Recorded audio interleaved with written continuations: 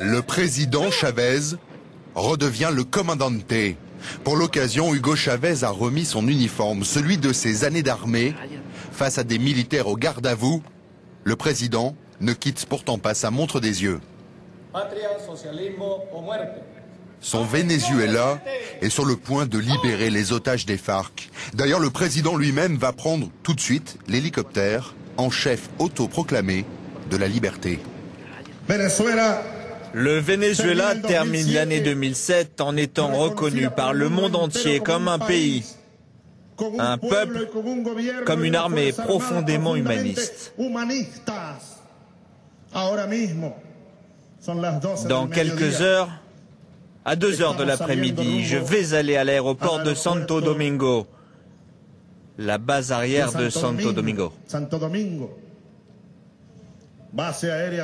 C'est là que nous avons établi notre base pour les opérations humanitaires orientées vers la Colombie, le cœur de la sœur Colombie.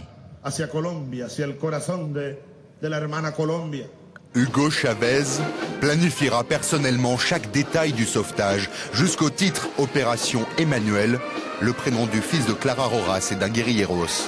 C'est le président qui échafaudera le plan. Des hélicoptères vénézuéliens envoyés à plus de 600 km, une plongée en terre ennemie, au plus profond de la Colombie, au contact des FARC.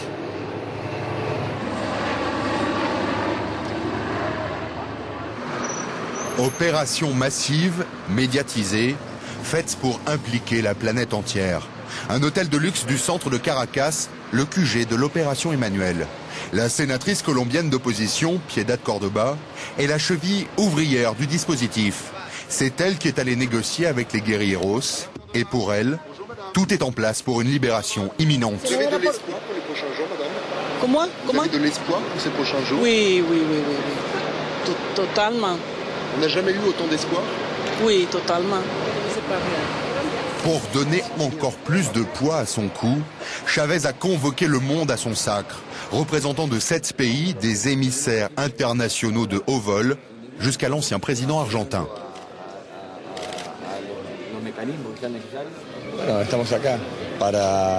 Nous sommes ici pour accompagner de toute notre force l'opération humanitaire. Opération qui a le soutien de différents gouvernements du monde, le président Chavez, le gouvernement colombien et même le soutien du président de la France. Dans l'hôtel de luxe, c'est le huis clos. La famille de Clara Roras attend là depuis une semaine un coup de fil, l'annonce de la libération. Les proches s'habillent de blanc, couleur de la paix et de l'espoir, car jamais pour eux, l'issue n'a été aussi proche. Nous autres, on est tranquille. C'est pas difficile, au contraire. Notre situation a changé depuis ce premier jour où on a reçu l'information qu'une libération était possible. Et chaque jour qui passe, on est encore plus tranquille, encore plus confiant. L'opération de tous les espoirs finira par tomber à l'eau. Les FARC ont écrit au président Chavez. Ces jours-ci, trop de militaires colombiens dans la jungle, alors impossible de remettre les otages. Mais le soir du 31 décembre, pas question pour le président vénézuélien de se démonter. Déclaration improvisée aux marches du palais, Hugo Chavez maintient contre tout que le sauvetage continue. Rien n'a raté. Rien ne s'est arrêté. L'opération, la forme de l'opération subit des modifications. Elle passe à une nouvelle étape, une nouvelle forme. Mais je tiens à ce que vous sachiez que rien n'est arrêté. Hugo Chavez passera sa soirée de la Saint-Sylvestre en compagnie des familles des otages. Le président envisage aujourd'hui une action clandestine et il l'a promis à ses familles. Il ira jusqu'au bout.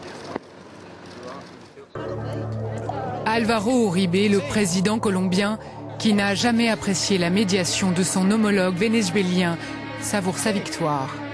Nous sommes lundi, la libération des otages vient de capoter et déjà, il crée une nouvelle polémique. Esa hipótesis Il y a une hypothèse. C'est juste une hypothèse. Quelque chose dont nous n'avons pas encore la preuve formelle.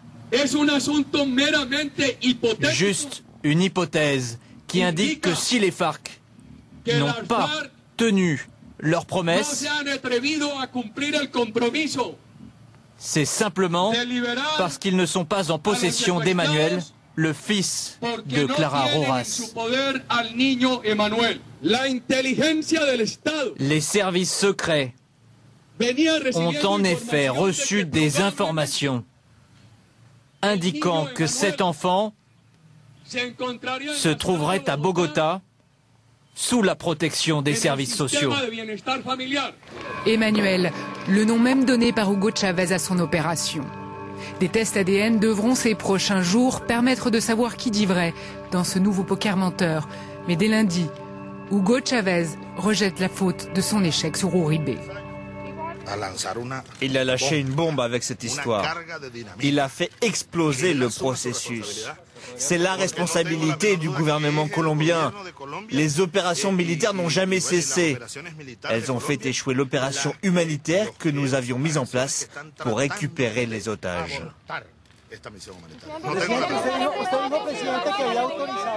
Leur libération aurait permis de redorer le blason d'un président affaibli chez lui par son échec au référendum constitutionnel du mois dernier et qui, sur la scène internationale, ne peut plus compter que sur d'embarrassants alliés comme Mahmoud Ahmadinejad ou Fidel Castro. Une meilleure image auprès de l'Occident, Héctor Rosales, professeur d'études internationales à l'Université centrale du Venezuela, le concède du bout des lèvres. Ça peut être une très bonne image, mais ce n'est pas l'effort principal. Ce n'est pas parce que ça va donner une très bonne image qu'on participe. Non, c'est parce que nous avons un rôle en Amérique latine, un rôle en Amérique du Sud, de contribuer, non seulement le Venezuela, mais les autres pays aussi qui entourent la Colombie, d'aider avec ce processus de paix. Chavez, Uribe, une rivalité extrême entre deux hommes que tout oppose sur l'échiquier politique.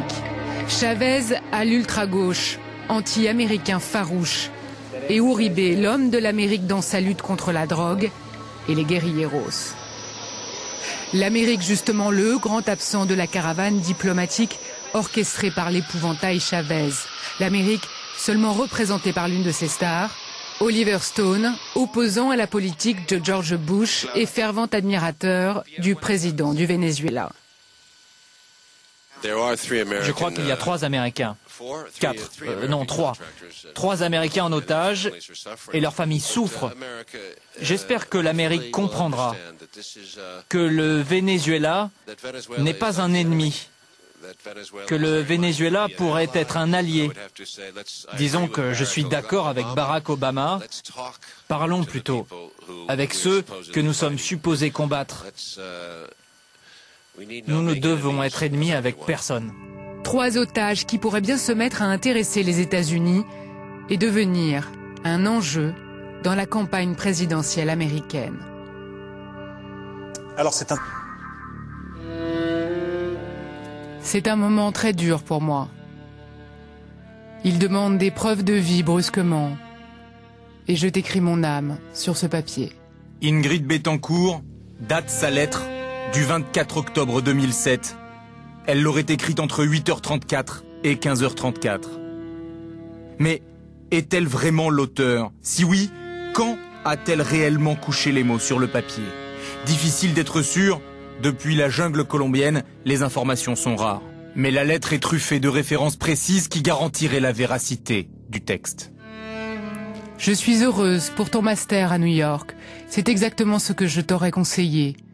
Mais attention, il est très important que tu fasses ton doctorat. Mélanie Betancourt est entrée à l'université à New York en septembre 2007. Donc la lettre a bel et bien été écrite après cette date. Mais jusqu'à présent, le public n'a eu accès qu'à une version coupée. Jusqu'à présent. Car demain sera publié un ouvrage avec l'intégralité du texte d'Ingrid Betancourt. L'intégralité, c'est un souffle, c'est une espèce de lettre comme ça, écrite au fil de la plume, au fil tendu de la plume, par une matinée pluvieuse comme mon âme.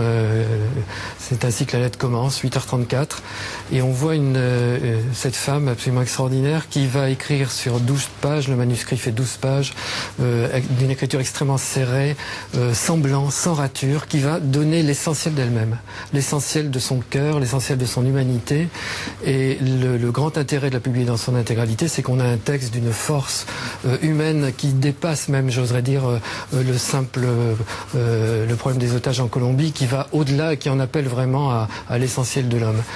Et ça valait vraiment d'être publié. Dans le livre, on découvrira aussi les réponses de Lorenzo et Mélanie, les 2 enfants d'Ingrid Betancourt. Ils ont souhaité que tous ces textes soient publiés, car pour eux, comme pour leur mère, la pire angoisse serait d'être oubliés.